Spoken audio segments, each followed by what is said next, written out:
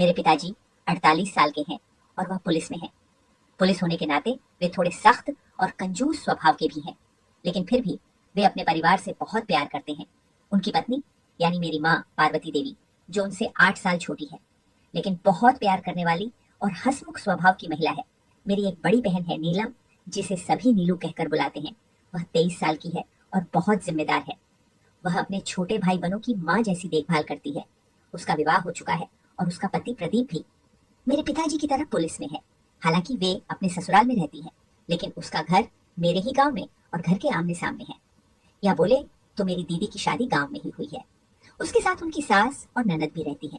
मेरी एक छोटी बहन भी है, प्रीति, जिसे सभी प्यार से पेरिस कहते हैं। वह पढ़ाई के लिए दूसरे शहर में हॉस्टल में रहती है। वह बहुत होशियार और चंचल लड़की है। अब मैं अपने बारे में बताता हूँ दोस्तों। मेरा नाम अक्षय है और मैं 20 साल का हूँ। मैं बिहार के वैशाली जिले का रहने वाला हूँ। मेरे मम्मी पापा मुझे बेटा कहकर ही बुलाते हैं। मैं अपने पिता से थोड़ा डरता हूँ, लेकिन माँ और बहनों की हर बात मानता हूँ। मैं वह बहुत शांत और अकेला रहता था, क्योंकि बचपन से ही मैं अपनी बहनों के साथ खेलता आया था। स्कूल में मेरे ज्यादा दोस्त भी नहीं थे, लेकिन मुझे इससे कोई परेशानी नहीं थी। अब कहानी के उस मोड़ पर आते हैं जो मेरी जिंदगी ही बदल देती है दोस्तों। मैं 2 बार फेल होने के बाद भी जब 10वीं कक्षा में था और उस समय गर्मियों के दिन थे, तब मुझे रोज तेज धूप में ही स्कूल जाना पड़ता था, जिससे मेरे पैरों में पसीने के कारण खुजली होने लगी थी। तभी भी मैं अपने पिता के साथ ज्यादा खुलकर बात नहीं कर पाता था। इसलिए मैंने अपनी माँ को बताया कि मुझे बहुत खुजली हो रही है और जिससे मैं बहुत परेशान हूँ। तब मेरी माँ ने पूछा कि कब से हो रही है, तो मैंने जवाब दिया कि पहले तो कम था, लेकिन आज बहुत ज्यादा हो रही है। इस पर मेरी माँ ने कहा, बेटा तू पहले दिखा क्या हुआ। तब मैं कुछ बोलने ही वाला था कि माँ ने खुद ही मेरा हाथ पकड़कर नीचे किया और ध्यान से देखने लगी। तब मेरा पूरा हाथ पसीने से भीग चुका था और पसीने की छोटी छोटी फूंसियां भी निकल आई थी। माँ ने कांपते हाथों से मेरा हाथ ऊपर उठाया और देखने लगी। तब यह मेरे जीवन का पहला ऐसा अनुभव था, और वह भी मेरी अपनी माँ के साथ। तब मुझे ऐसा लगा जैसे मैं एक पल के लिए स्वर्ग में चला गया हूँ। माँ भी मंत्रमुग्ध होकर मुझे देखने लगी थी। उनका सांस भी तेज हो गया था और वह मेरी ओर खींची चली आ रही थी। तभी वह इतनी करीब आ गई कि मुझे उनकी सांसें महसूस होने लगी। फिर अचानक उन्होंने जो किया वह मेरी कल्पना से भी परे था। माँ ने अपने पवित्र होंठ मेरे हाथ पर रख दिए और वही कुछ क्षण रुकी रही, फिर बिना कुछ कहे चुपचाप उठी और बाहर चली गई। इन सब से मैं हैरान रह गया। मुझे समझ ही नहीं आया कि यह क्या हुआ और क्यों हुआ। शाम को जो कुछ भी हुआ था मैं उसी के बारे में सोचता रहा और अपने कमरे में बैठा रहा। जब रात को पिताजी घर आए तो उन्होंने पूछा, बेटा कहाँ हो, खाना नहीं खाया, क्या मैं तुम्हारा इंतजार कर रहा हूँ। तब मुझे कुछ समझ नहीं आ रहा था कि माँ के सामने कैसे जाऊं, इसलिए मैं चुपचाप वहीं बैठा रहा। तभी पिताजी ने फिर से कहा, बेटा जल्दी आओ। तब मैंने कहा, हाँ पापा आ रहा हूँ। फिर जब मैं खाने के लिए बैठा तो देखा कि माँ और पिताजी पहले से ही वहां बैठे थे। जब मैं खाने के लिए बैठा तो देखा कि माँ और पिताजी पहले से ही वहां बैठे थे। जब मैं बैठ गया तब माँ ऐसे बात कर रही थी जैसे कुछ हुआ ही ना हो। माँ ने कहा, बेटा इतनी देर क्यों लगा दी, तुम्हारे पापा तुम्हारा इंतजार कर रहे थे। तुम्हें पता है ना कि वह हमेशा सबके साथ ही रात का खाना खाते हैं। इस पर मैंने जवाब दिया, कुछ नहीं माँ, बस काम में लगा हुआ था। तब पापा बोले, अच्छा छोड़ो, अब ज्यादा मत सोचो, खाना खाओ और बताओ पढ़ाई कैसी चल रही है। मैंने कहा, सब बढ़िया चल रहा है पापा। फिर हम सब साथ में खाना खाने लगे। तब पापा अलग अलग बातें करते रहे, लेकिन मैं बार बार माँ की तरफ देख रहा था। वो बिल्कुल शांत बैठी थी, जैसे कुछ हुआ ही ना हो। खाना खत्म होने के बाद कुछ देर हम साथ बैठे। फिर पापा और माँ अपने कमरे में चले गए और मैं अपने कमरे में आ गया। फिर सोचते सचते कब नींद आ गई पता ही नहीं चला। अगले दिन सुबह मैं रोज की तरह 6:30 बजे उठा और जल्दी जल्दी तैयार होकर कमरे से बाहर निकला। तब पापा अखबार पढ़ते हुए ड्यूटी जाने की तैयारी कर रहे थे। तब मैं भी उनके पास बैठ गया। तभी माँ ने आवाज लगाई, बच्चों जल्दी आओ, नाश्ता तैयार है। फिर मैं डाइनिंग टेबल पर जाकर बैठ गया, लेकिन पापा अखबार में ही ध्यान लगाए हुए थे। तब माँ ने हंसकर कहा, अरे आपका बेटा आपका इंतजार कर रहा है, जल्दी आइए। पापा बोले, हाँ हाँ आ रहा हूँ। फिर हम दोनों ने साथ में नाश्ता किया और पापा अपनी ड्यूटी पर चले गए। फिर मैं अपने कमरे में बैग लेने गया। तभी माँ दरवाजे पर आ खड़ी थी। तब मैं चुपचाप वहां से निकलने की कोशिश करने लगा, लेकिन माँ ने मुझे रोक लिया और गले लगा लिया। माँ वैसे तो हमेशा ही मुझे गले लगाती थी, लेकिन आज कुछ अलग ही था। इस बार जब उन्होंने गले लगाया तो अचानक मेरी पीठ पर रखे हाथ पकड़कर खुद को एक जोरदार थप्पड़ मार लिया। इससे मैं हैरान रह गया। मैंने पहली बार उन्हें इस तरह देखा था। फिर उन्होंने मेरी तरफ देखा और मुस्कुराने लगी जैसे कुछ हुआ ही ना हो। तब मैं कुछ समझ नहीं पा रहा था कि माँ ऐसा क्यों कर रही है। तभी माँ ने अचानक पूछा, बेटा मेरी साड़ी अच्छी लग रही है ना? मैं बहुत अच्छी लग रही हूँ ना? तब मैं बिना कुछ कहे वहां से निकल गया और तेजी से स्कूल पहुंच गया। तब स्कूल में मेरा बिल्कुल मन नहीं लग रहा था। बार बार मेरे दिमाग में माँ की हरकतें घूम रही थी। आखिर माँ ऐसा क्यों कर रही है? उनका इरादा क्या है? बहुत से सवाल मेरे दिमाग में चल रहे थे। एक पल को मैं खुद पर गुस्सा होने लगा कि मैं अपनी माँ के बारे में ऐसा क्यों सोच रहा हूँ। लेकिन फिर वो पल याद आ जाता जब उन्होंने मुझे गले लगाया था। फिर मैंने खुद से कहा, जो हो रहा है उसे समझने की कोशिश करो, जो भी होगा देखा जाएगा। तब मुझे नहीं पता था कि जब मैं घर जाऊंगा तो वहां कुछ और ही इंतजार कर रहा होगा। तब जैसे जैसे मैं घर के करीब पहुंचा, मेरी धड़कन तेज होती जा रही थी। जब मैं घर पहुंचा तो वहां एक अजीब सी शांति थी। माँ कहीं नहीं दिख रही थी। तब मुझे समझ नहीं आ रहा था कि माँ कहाँ गई। और तब उन्हें आवाज देने की मेरी हिम्मत भी नहीं हो रही थी। मैंने पूरा घर छानने के बाद भी माँ कहीं नहीं मिली, जिससे मैं घबरा गया। आखिरकार मैं ऊपर छत पर गया, जहां माँ दीवार से टिककर बाहर देख रही थी। शायद मेरे पैरों की आवाज से वह चौकन्नी हो गई थी। जैसे ही उसने मुझे देखा, वो बोल पड़ी, बेटा मैं बहुत बुरी माँ हूं ना। मुझे खुद समझ नहीं आ रहा कि कल और आज सुबह मेरे साथ क्या हो गया। मुझे माँ कहलाने में भी शर्म आ रही है। तब उसकी आवाज में दुख था। मैं घबरा गया और पास जाकर बोला, माँ तुम ऐसा क्यों कह रही हो? मैंने उसे गले से लगा लिया। तब मुझे ऐसा लग रहा था जैसे कोई सपना देख रहा हूँ। जैसे ही मैं पीछे हटने लगा, माँ ने मेरा हाथ पकड़ लिया तो मैं वहीं खड़ा रह गया। फिर माँ हल्के सी मुस्कुराई। तभी नीचे दरवाजे की आवाज आई और पापा ने आवाज दिया, भारती कहाँ हो? तब माँ तुरंत नीचे चली गई। नीचे पापा के एक दोस्त आए थे और दोनों साथ बैठकर शराब पीने लगे। फिर माँ रसोई में चली गई और मैं अपने कमरे में पढ़ाई करने बैठ गया। रात के 9 बजे हम सब खाने के लिए बैठे। तब पापा का दोस्त जा चुका था और पापा नशे में ही खाना खाकर सो गए। फिर 15 मिनट बाद माँ मेरे कमरे में आई और 10 मिनट बाद आना कहकर फिर पापा के पास अपने कमरे में चली गई। तब मुझे समझ नहीं आया कि माँ ने मुझे 10 मिनट में अपने कमरे में चली गई। तब मुझे समझ नहीं आया कि माँ ने मुझे 10 मिनट में अपने कमरे में क्यों बुलाया। अब मेरी बेचैनी बढ़ने लगी और मैं आखिरकार 10 मिनट बाद माँ के कमरे में चला गया। अंदर जाते ही मैं हैरान रह गया क्योंकि माँ पापा के पास बैठी थी। मुझे देखते ही वह पापा के बगल में लेट गई और आंखें बंद कर ली। तब मैं कुछ समझ नहीं पा रहा था। कुछ देर तक मैं वहीं खड़ा रहा। फिर माँ ने धीरे से अपनी आंखें खोली और मुझे देखा। तब उसकी आंखों में एक अलग ही चमक थी। फिर हम दोनों कुछ देर बिना बोले एक दूसरे को देखते रहे। फिर माँ हल्के से मुस्कुराई और बोली, कैसी लग रही हूं मैं? मैंने कहा, स्वर्ग से भी सुंदर। अगर कोई मुझसे पूछे कि स्वर्ग में रहना चाहोगे या माँ के पास, तो मैं हमेशा कहूंगा माँ के पास। यह सुनकर माँ हंस पड़ी और बोली, अगर मैं इतनी अच्छी लगती हूँ तो फिर ज्यादा देर क्यों हुई? तब उसकी बात सुनकर मैं शर्म से लाल हो गया। फिर माँ ने मुझे छेड़ते हुए पूछा, अच्छा बताओ उसका क्या नाम है? तब मैंने चौंक कर पूछा, किसका? तब माँ ने मुस्कुराकर कहा, जिसके बारे में तुम सोच रहे थे। तब मुझे बहुत शर्म आ रही थी, लेकिन मैं चुपचाप खड़ा रहा। फिर माँ मेरी चुप्पी देखकर हंसने लगी और बोली, जब इतनी देर तक बैठे थे तब तो लाज नहीं आई? मैंने जवाब दिया, लाज कैसी? तब माँ ने जैसे ही मेरे मुंह से जवाब सुना, वो खुश हो गई और मुझे अपने पास लेटा लिया। अब वह पापा और मेरे बीच में थी। पापा गहरी नींद में थे और तभी करवट लेते हुए उन्होंने अपना हाथ माँ पर रख दिया। फिर माँ हल्के से मुस्कुराई और मेरा हाथ पकड़कर उसी जगह रख दिया।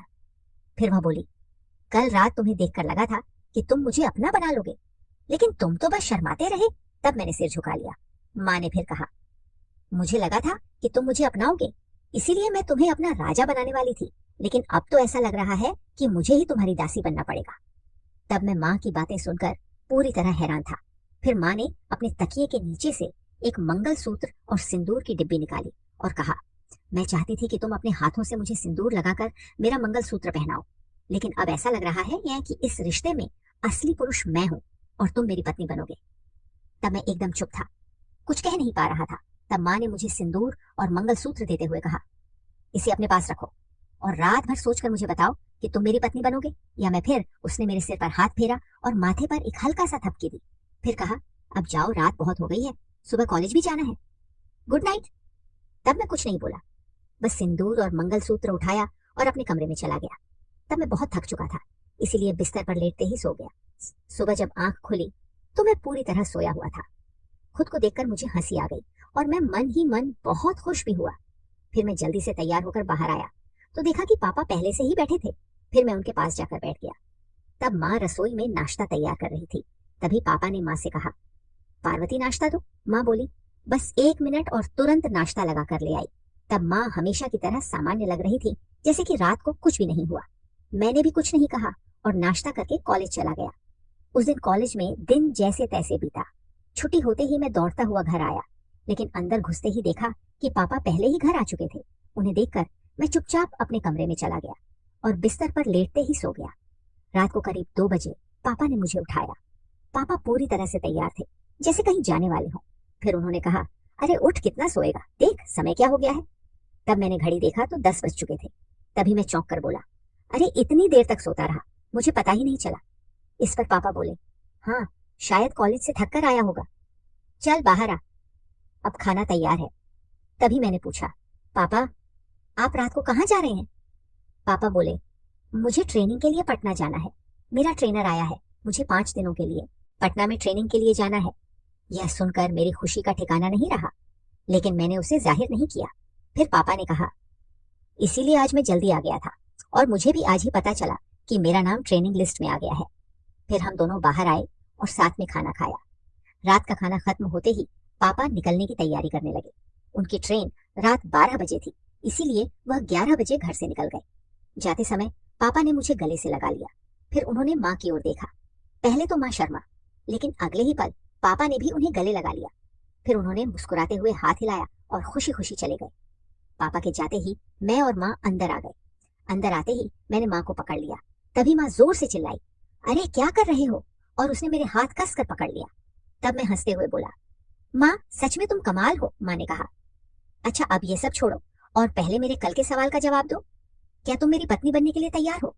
मैं हंसते हुए बोला, इतनी सुंदर पत्नी के लिए मैं कुछ भी बनने को तैयार हूँ। माँ ने मेरी बात सुनते ही मुझे एक हल्की झपट मारी और बोली, बदतमीज, पहले सिंदूर और मंगलसूत्र लेकर आओ। मैं झटपट अपने कमरे की ओर भागा और सिंदूर और मंगलसूत्र लेकर आया। जब मैंने दरवाजे पर हाथ रखा तो देखा कि दरवाजा पहले से ही खुला था। मैं अंदर गया और माँ के सामने जाकर खड़ा हो गया। माँ ने मेरे हाथ से सिंदूर लिया और मेरी मांग भर दी। फिर उसने मेरे गले में मंगलसूत्र पहना दिया।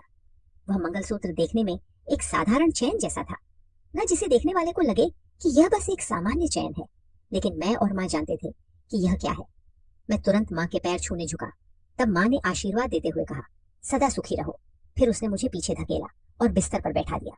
उसके इस अंदाज को देखकर मैं बेचैन होने लगा और उसकी ओर बढ़ने लगा, लेकिन माँ ने कहा, यहीं बैठे रहो, मैंने तुम्हें उठने के लिए कहा क्या? फिर मैं चुपचाप वहीं बैठा रहा। फिर माँ ने धीरे धीरे थपथपाते हुए कहा, इतनी जल्दी क्यों मचा रहे हो? मैं कितना भी कोशिश करता, लेकिन मेरे हाथ मेरी बात नहीं मान रहे थे। लेकिन अब मैं माँ का पति था, इसलिए मुझे अपनी पत्नी की हर बात माननी थी। मैं खुद को संभालने की कोशिश कर रहा था, लेकिन माँ शायद मुझे पूरी तरह से तड़पाने के मूड में थी। तब मैंने झिझकते हुए कहा, माँ अब तो आने दो। माँ ने मेरी ओर देखा, फिर हल्की मुस्कान के साथ कहा, क्यों, पिछली बार तो बहुत बहादुरी दिखा रहे थे। मैंने जवाब दिया, माँ तुम मुझे तंग कर रही हो। माँ जोर से हंस पड़ी और मजाकिया अंदाज में बोली, अच्छा तो तुम्हें सिखाने का यही तरीका सही लग रहा है। तब मैंने भी हंसते हुए सिर हिलाया। फिर माँ मुस्कुराकर बोली, अच्छा अब मेरे राजा जी आगे क्या करना चाहते हैं? ये पहली बार था जब माँ ने मुझे राजा जी कहकर बुलाया था। मैं खुशी से झूमता हुआ उसकी ओर बढ़ा, लेकिन माँ बोली, इतनी जल्दी क्यों कर रहे हो? मैं कहीं भाग नहीं रही। मैं हंसते हुए बोला, हाँ लेकिन अब इंतजार नहीं होता। माँ हंसते हुए बोली, शाबाश बेटा, अब देखना है कि तुम अपनी पार्टी को कितना आगे ले जाते हो। तब मुझे माँ का इस तरह से बातें करना अच्छा लगने लगा था। माँ का यह नया रूप देखकर मुझे मजा आ रहा था। फिर मैंने धीरे से कहा, माँ एक बात बताओ। माँ हंसते हुए बोली, कौन सी बात? मैंने कहा, पापा भी तो तुम्हें बाबू कहकर बुलाते हैं ना? माँ ने पहले हिचकिचाते हुए मेरी ओर देखा, फिर मुस्कुराई और कहा, हाँ लेकिन तुम्हें इससे क्या? मैंने हंसते हुए जवाब दिया, तो अब मैं भी तुम्हें माँ नहीं बाबू कहूंगा। माँ जोर से हंस पड़ी और मेरे सिर पर हल्की चपट लगाते हुए बोली, बिल्कुल नहीं। फिर माँ मुस्कुराई और बोली, तुम्हें क्या लगता है, क्या कोई मुझसे दूर रह सकता है? मैंने तुरंत कहा, नहीं माँ, कोई भी नहीं। फिर माँ ने प्यार से कहा, तो तुम्हें तुम्हारा जवाब मिल गया। मैंने थोड़ा झिझकते हुए कहा, माँ उस दिन जब मैंने तुम्हें देखा तो खुद को रोक नहीं पाया और फिर यह सब हो गया। तब माँ चुप हो गई। फिर मैंने पूछा, अब तो तुम खुश हो ना? माँ ने सिर हिलाते हुए कहा, हाँ। फिर मैं मुस्कुराते हुए बोला, माँ तुम क्या कर रही हो? क्या मैं तुम्हारा कोई नौकर हूँ? माँ ने मेरी बात सुनकर हल्की मुस्कान दी और फिर शर्मा गई। मैंने मैंने फिर मजाक में कहा, तो क्या तुम मेरी नौकर बनोगी? माँ ने हल्की सी डांटते हुए कहा, पहले चुपचाप बैठो। फिर कुछ चुप रहने के बाद मुझे नींद लग गई क्योंकि रात ज्यादा हो गई थी। फिर कुछ देर बाद जब मेरी नींद खुली तो मैंने देखा कि माँ अभी भी जाग रही थी। वह मुझे टकटकी लगाकर देख रही थी। तब मैंने हैरानी से पूछा, माँ ऐसे क्या देख रही हो? माँ ने धीरे से मेरे बालों में हाथ फेरा और कहा, बस ये देख रही हूँ कि मेरा बेटा कितना बड़ा हो गया है और कैसे कैसे काम करने लगा है। तब माँ की यह बात सुनकर मैं हंस पड़ा और बोला, माँ सच में तुम कमाल हो। माँ मेरी बात सुनकर चुप हो गई। फिर उसने मेरे बाल सहलाते हुए कहा, यह बहुत पुरानी बात है। मैंने झुझुलाकर कहा, माँ गोल गोल घुमाने की जरूरत नहीं, सीधे बताओ क्या हुआ। तब माँ ने गहरी सांस ली और कहा, यह बहुत पुरानी बात है। तब मैं नई नई थी और इन सब बातों को लेकर मेरे मन में बहुत जिज्ञासा थी। मेरी एक दोस्त भी थी। हम दोनों कभी कभी ऐसी चीजें देखा करते थे। एक दिन हम एक कैसेट लाए और जैसे ही उसे चलाया हमने देखा कि एक 21 से 22 साल का लड़का 40 से 42 साल की एक औरत से बात कर रहा था। उस लड़के ने उस औरत से कहा, तुम्हें देखता हूं तो खुद को रोक नहीं पाता। तुम इतनी खूबसूरत हो कि कोई भी तुम्हें देखकर मोहित हो जाए। वो औरत पहले हंस पड़ी, फिर बोली, बच्चे मैं तुमसे बहुत बड़ी हूँ डॉट। लेकिन लड़के ने तुरंत जवाब दिया, मुझे फर्क नहीं पड़ता, उम्र तो बस एक संख्या है, प्यार दिल से होता है।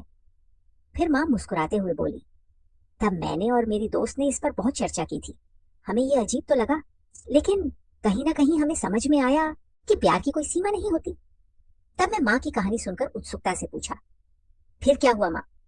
तब माँ ने हल्के से मुस्कुराते हुए कहा, वह औरत पहले मना कर रही थी, लेकिन धीरे धीरे लड़के का प्यार स्वीकार करने लगी।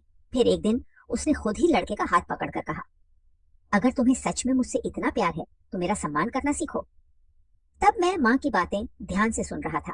फिर मैंने हल्के से कहा, तो माँ क्या तुम्हें भी कभी ऐसा कुछ महसूस हुआ था? तब माँ मेरी तरफ देखकर कुछ देर चुप रही, फिर मेरे बाल सहलाते हुए बोली, मैंने कभी सोचा नहीं था कि जीवन में ऐसा कुछ होगा, लेकिन जब तुमने मुझे उस दिन देखा तो तुम्हारी आंखों में वही भावनाएं थी जो उस लड़के की आंखों में थी। तब मैं कुछ बोल नहीं पाया, बस माँ की आंखों में देखता रहा। फिर माँ मुस्कुराई और बोली, अब तुम बड़े हो गए हो, इसलिए यह सब बातें तुम्हारे लिए नई नहीं रही। मैंने हल्के से कहा, तो क्या तुमने मेरे सवाल का जवाब दे दिया?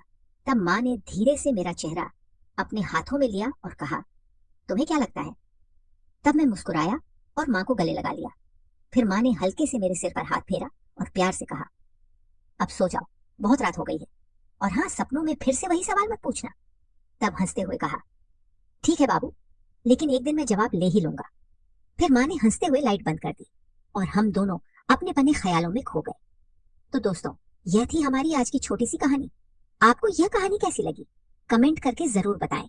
अगर आपको यह कहानी पसंद आई हो तो इसे लाइक करें और अपने दोस्तों के साथ शेयर करें। आगे भी ऐसी ही रोमांचक कहानियों के लिए हमारे चैनल को सब्सक्राइब जरूर करें। धन्यवाद।